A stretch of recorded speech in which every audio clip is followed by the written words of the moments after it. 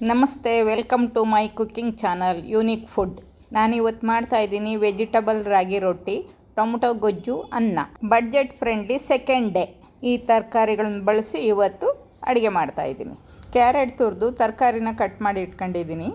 ರಾಗಿ ರೊಟ್ಟಿ ಮಾಡೋದಕ್ಕೆ ಒಂದು ಬಟ್ಲು ನೀರು ಕಾಯಕ್ಕಿಟ್ಟು ಅದಕ್ಕೆ ಸ್ವಲ್ಪ ಉಪ್ಪು, ರಾಗಿ ಹಿಟ್ಟು ಹಾಕಿ ಜಿಗುಟು ಮಾಡ್ಕೊಳ್ಳೋಣ.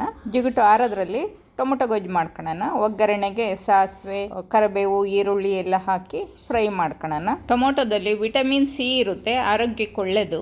ಹೆಚ್ಚಿರೋ ಟೊಮೊಟೊನೂ ಹಾಕೋಣ.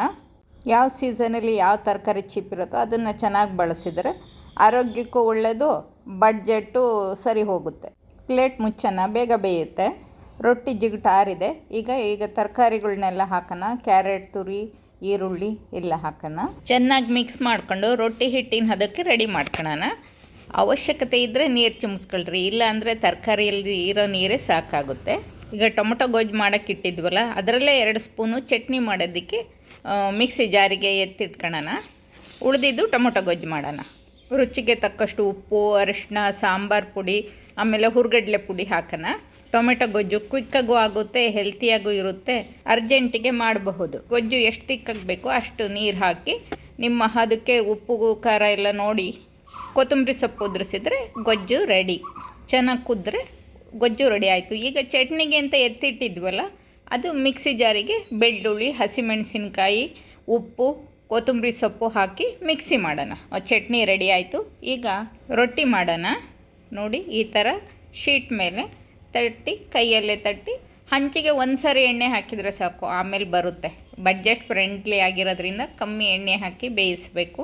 ಒಂದು ಬೇಯ್ತಾ ಇರುವಾಗ ಇನ್ನೊಂದು ತಟ್ಟಿ ಇಡ್ಬೋದು. ರಾಗಿ ಆರೋಗ್ಯಕ್ಕೂ ಒಳ್ಳೆಯದು, ಬೇಸಿಗೆಗೆ ತಂಪು.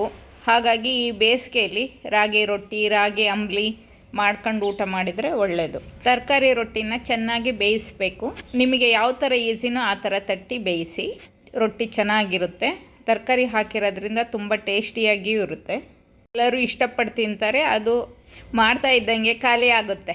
ನನ್ನ ಚಾನಲ್ ನೋಡ್ತಾ ಇರೋರು ಸಬ್ಸ್ಕ್ರೈಬ್ ಮಾಡಿ, ಶೇರ್ ಮಾಡಿ, ಲೈಕ್ ಮಾಡಿ, ಕಮೆಂಟ್ ಮಾಡಿ. ನೀವು ಕಾಮೆಂಟ್ ಮಾಡಿದರೆ ನನ್ನ ಇನ್ನೊಂದು ರೆಸಿಪಿ ಮಾಡೋಕ್ಕೆ ಸ್ಫೂರ್ತಿ ಬರುತ್ತೆ. ನಾನು ರೆಕಾರ್ಡಿಂಗ್ ಚೆನ್ನಾಗಿ ಮಾಡ್ತಾಯಿದ್ದೀನಿ, ಏನು ಮಾಡ್ತಾಯಿದ್ದೀನಿ ಅನ್ನೋದನ್ನು ತಿಳಿಸಿದರೆ ತಿದ್ಕೊಳ್ಳೋದಕ್ಕೂ ಅನುಕೂಲ ಆಗುತ್ತೆ.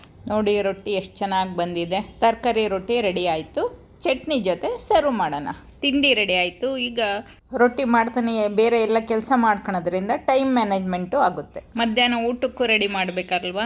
ಊಟಕ್ಕೆ ಒಯ್ಯೋದಿದ್ರು ಊಟಕ್ಕೆ ಒಯ್ಬೋದು. ವಿಶಿಲ್ ಆದಮೇಲೆ ಅನ್ನನೂ ಸರ್ವ್ ಮಾಡೋಣ. ರಾಗಿ ರೊಟ್ಟಿ ಟಿಫನ್ ಬಾಕ್ಸಿಗೂ ಹಾಕ್ಕೋಬೋದು, ಇಲ್ಲ ಅನ್ನ ಟೊಮೊಟೊ ಗೊಜ್ಜಾದರೂ ತಗೊಂಡು ಹೋಗ್ಬೋದು. ಇವತ್ತು ಇಡೀ ದಿನದ ಊಟ ರೆಡಿ ಆಯಿತು. ನೋಡಿ ಹೇಗಿದೆ ಅಂತ ಕಾಮೆಂಟ್ ಮಾಡಿ. ಧನ್ಯವಾದಗಳು. ಮತ್ತೆ ಸಿಗೋಣ.